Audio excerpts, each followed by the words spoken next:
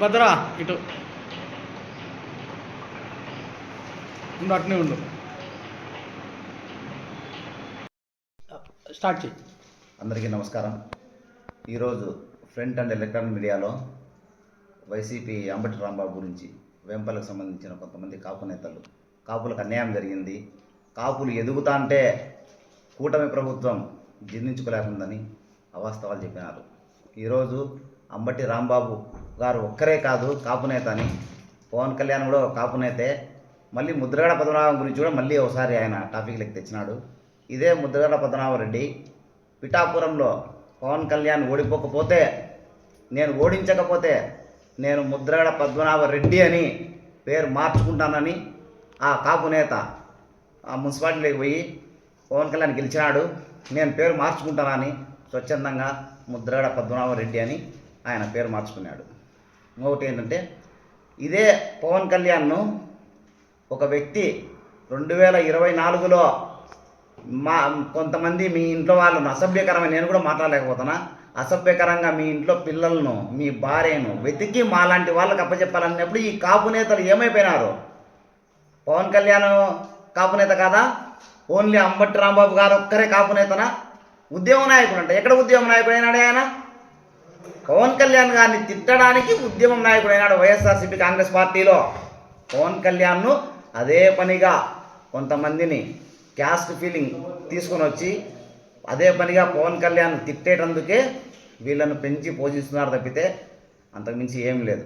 ఇంకొకటి ఏంటంటే, ముఖ్యమైన పాయింట్ ఏంటంటే, ఇప్పుడు తిరుమల లడ్డు విషయము తెరపైకి వచ్చింది. అది కల్తీ జరిగిందని సిబిఐ నిర్ధారణ చేసింది. ఇప్పుడు దాన్ని ఎట్లా మభ్యపెట్టాలా, హిందూ సంఘాలన్నీ ఒక అజెండాకు వచ్చి దీన్ని ఎట్లయినా సరే దీన్ని మేము ఖండించాలని చెప్పేసి వాళ్ళు ఒక ప్రోగ్రామ్ అరేంజ్ చేసుకున్నారు. దీన్ని డైవర్ట్ చేసేదానికి పాప అంబటి గారిని బలి చేసినారు, అంతే, అదేం లేదు. అదే ఒక కాపు నాయకుడిని బలి చేసినారు. అదే అంతమందికి ఆ పార్టీలో ఎవరు లేరా? అంబటి రాంబాబు గారితో తిట్టియాలనా?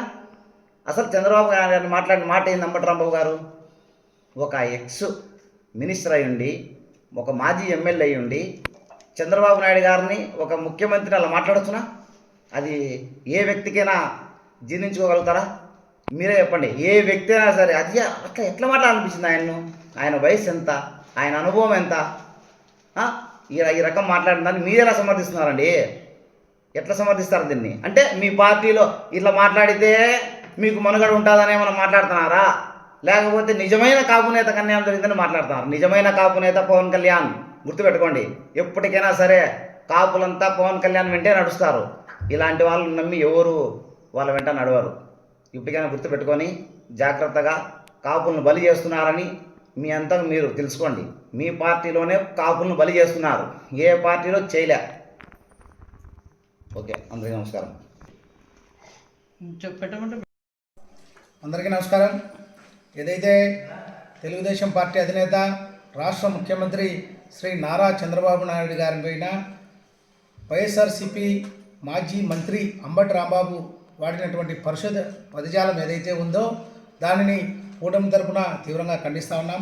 ప్రజాస్వామ్య పద్ధతిలో రాజకీయ క్షేత్రంలో కులాలకు మతాలకు అతీతంగా మనమందరం కూడా అన్ని వర్గాలను కలుపుకొని పనిచేసేటువంటి బాధ్యత కలిగినటువంటి రాజకీయ రంగంలో ఉన్నప్పుడు ఒక వ్యక్తిని మీరు ఈ విధంగా ముఖ్యమంత్రి స్థాయి అని కూడా మరిచి మీరు ఆ విధంగా పరుష పదజాలం వాడడం అనేది చాలా శోచనీయము, అమానుషం.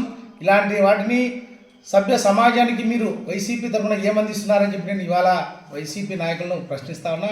ఏదైతే వైసీపీ కాంగ్రెస్ యొక్క డిఎన్ఏ కలిగినటువంటి పార్టీ, ఏదైతే కాంగ్రెస్ పార్టీ కులాల పేరుతో, మతాల పేరుతో, వర్గాల పేరుతో, వర్ణాల పేరుతో విభజించి పాలించి కులాల మధ్య మతాల మధ్య చిచ్చు పెట్టిందో ఆ యొక్క డిఎన్ఏ కలిగినటువంటి పార్టీ. కాబట్టి ఇవాళ ఆ యొక్క అంబటి రాంబాబు గారు ఆయనకు ఎప్పుడు కూడా నిత్యము మీడియాలో ఉంటూ ఏదో రకంగా విమర్శిస్తూ ప్రభుత్వం ఏదైతే కూటమి ప్రభుత్వం చేస్తున్నటువంటి అభివృద్ధి మీద ప్రశ్నించాల్సింది పోనిచ్చి కేవలం ఒక కులాన్ని ఆపాదించి ఇవాళ కులం పేరుతో ఆయన ఒక కులనాయకుడిగా చూసుకోవడం అనేది రాజకీయాల్లో తగవు. రాజకీయ నాయకులు ఎవరైనా కూడా ఏ కులంలో ఉన్నా అన్ని కులాలకు మతాలకు మనము వారికి అనుగుణంగా వారి యొక్క సమాజంలో వారి అభ్యున్నతికి కృషి చేయాలే తప్ప ఇలా దిగజారుడు మాటలు మాట్లాడి వారి స్థాయిని దించుకోవాల్సినటువంటి పని లేదని చెప్పి నేను ఈ సందర్భంగా తెలియజేస్తూ, ఇవాళ అంబటి రాంబాబు గారు మాట్లాడిన మాటలను బహిరంగంగా క్షమాపణ చెప్పి ఆయన ముఖ్యమంత్రి గారికి కూడా క్షమాపణ చెప్పాలని చెప్పి నేను ఈ సందర్భంగా తెలియజేశాను.